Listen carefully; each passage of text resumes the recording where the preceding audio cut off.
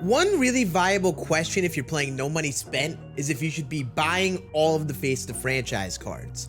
Our first featured program ends in about 10 days now, and this may be the only time you can pick up all of these cards. And right now, as we are about 10 days out, these cards are about like 10k a piece other than some of the AL West guys. And a lot of people are wondering, should you buy them? Should you sell them? What should you do with these Face the Franchise cards? Especially if you're playing no money spent, because there may be a collection down the road. There may be some value in having all 30 of them. And I'm gonna go through all the situations, all the pros and cons for you today, and help you decide for yourself what you should be doing with these Face the Franchise cards. Let's get into it. So here is our Face the Franchise program, and a lot of people wonder if these cards are worth keeping or not. Obviously, if you're not using the cards, I feel like people would only find use in like, what, 5 to 7 of them. They could probably use some of the relievers, some of the hitters to help their lineup. Like, even me, I'm starting to see them phase out of my lineups bit by bit as I get more and more of the live series collections done. So what do we do with these cards? Should we hold on to them? Should we buy all 30 of them? It's a tough thing to gauge, especially when we don't have any Legend and Flashback collections. But I want to go through both sides of the situation, if you should be buying or selling, and what I am going to be doing with these Face the Franchise cards. So here's our Face the Franchise collection. As you see right now, there's only a ball as a habit pack for collecting 12 of them. And I'm gonna be real with you, I wouldn't even lock in those cards for 12. I don't think that's worth it for a ball and pack, where you probably get a gold out of this, maybe get lucky with a diamond. But like, unless you're using 12 cards, I would not lock them in the slightest. These cards may go up in price after the program ends. I'm not entirely sure what'll happen. I don't know how often they release these packs after the fact. But if these are like previous inning bosses, then they may go up more and more and more over time, because none of them are going to be added to the market. And they'll especially go up if you need to get them for a Legend and Flashback collection. I have some slight worry that you're going to need to get all 30 of them for a like voucher or something, like last year when we had the Jackie Robinson collection. Part of me worries that you're going to need to get all 30 of them. So in a sense, if you have extra stubs, it may be valuable to buy all 30 of these cards, especially while they're at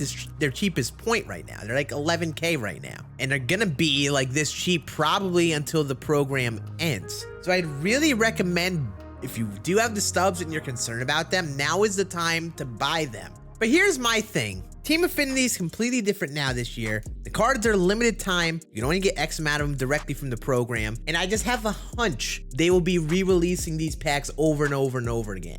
It's different than inning bosses and how inning programs would work, because there'd be like 3 cards, right? And you know, if you don't get all 3 of the cards, then that's perfectly fine. It's only 2 cards you're missing out on. You get 12 cards directly in this program for free. So being real with you, 18 cards is a lot to not be having when you would normally be able to get them very easily. Even if you aren't using them on your teams, I feel like if you need all 30, that is going to be a tremendously difficult collection to complete. It already is, because you got to spend a lot of stubs to get it done, when even with last year with the Jackie Robinson collection 42 series, you get all 30 of Team Affinity for free, and all you need to do is buy the last, what, 12 cards, 8 cards? I forgot what number it was. But point I want to make with this, with this program, I have a feeling they're gonna release packs after, and this isn't gonna be the last we see these Face the Franchise cards. So I have a feeling, you know, if it may be safe to just wait and then buy these cards later if they're necessary, or hopefully just wait for them to be given to you and you collect all 30 of them.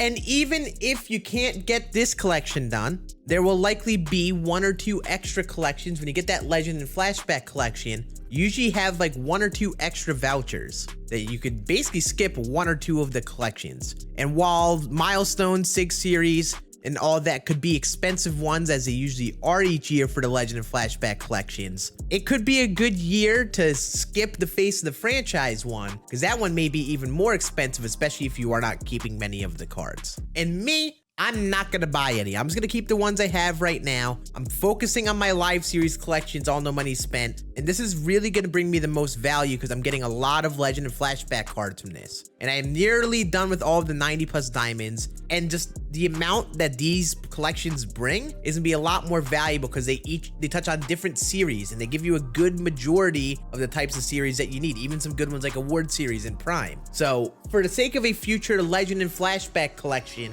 where you need to collect X amount of cards for vouchers or whatever, I think the live series collection and getting that done first will bring you more value, because it'll help you complete multiple collections rather than you spending those stubs on just the Face of the Franchise cards. And I'd only recommend buying all 30 of those cards or buying whatever ones for the sake of it if you have these collections done and have extra stubs. I bet these packs will pop up, and I would be shocked if this is the last that we see out of these Face the Franchise packs. I bet they will be obtainable later on in the game.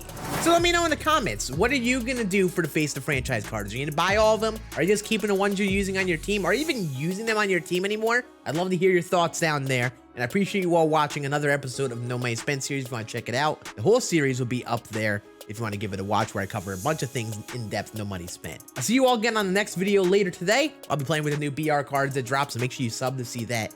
I'll see you all again on the next one. Deuces.